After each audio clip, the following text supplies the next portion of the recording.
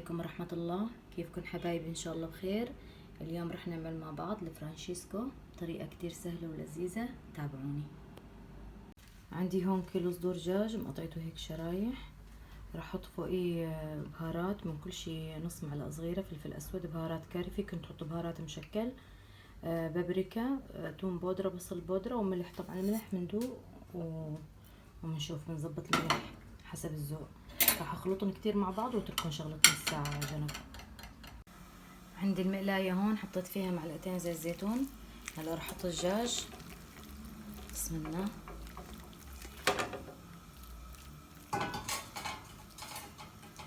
وبقلب فيه لحد ما يستوي معي.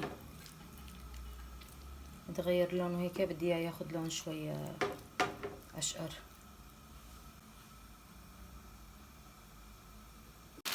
هلا راح احط الفطر قطعته شرايح كمان،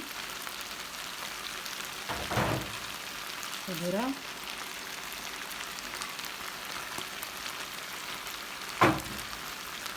بقلبهم مع بعضهم، بتركهم شغلة 10 دقايق هيك مع بعض. طبعا الدجاج معي مستوي هون 3/4 الاستوى. هلا بقلبهم وبتركهم لحد ما يستوي الدجاج ويستوي الفطر. لبين ما يستوي الدجاج معنا عندي هون معلقة زبدة. اللي بدنا نعمل البشاميل، نحط فوقيها معلقتين طحين. بسم الله.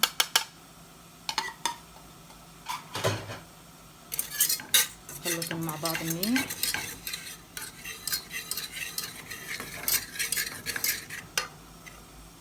هلا بنضيف كاس حليب، معلقتين طحين يعني عليهم كاس حليب. بسم الله. نضيفه شوي شوي وبقلب بسرعة.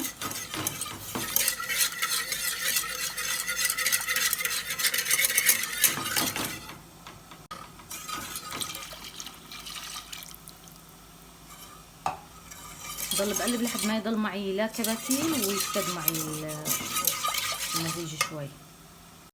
وهلا هيك الدجاج استوى معنا. بسم الله ما شاء الله. هلا بنحط فوق البشاميل. طبعا البشاميل ما خليته سميك كتير يعني هيك. شوفوا القوام تبعه كيف.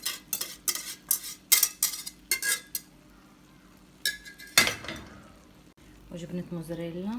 بسم الله. بقلبهم مع بعض، اتركهم شغلة 5 دقايق بس. كل شي جاهز عنا، صاير هو. بقلبهم مع بعض وبتركهم هيك 5 دقايق تذوب الجبنة. خلص صارت اكلتنا جاهزة. هيك صارت جاهزة معانا. شوفوا لهالمنظر. نعملها سندويشات طبعا ونحمصها، سواء بدكم تحطوها بخبز عادي او خبز فينو اللي هو الفرنساوي مثل ما بتحبوا. طبعا انا زبطت الملح تبعها. بسم الله ما شاء الله على الطعم. وهاي حبايب قلبي النتيجة النهائية. الطعم روعة خيال. جربوها واعطوني رأيكم، ولا تنسوني من الدعم واللايك والشير والاشتراك بالقناة. محتاجة لدعمكم، ربي يسعدكم يا رب. ولا تنسوني من التعليقات.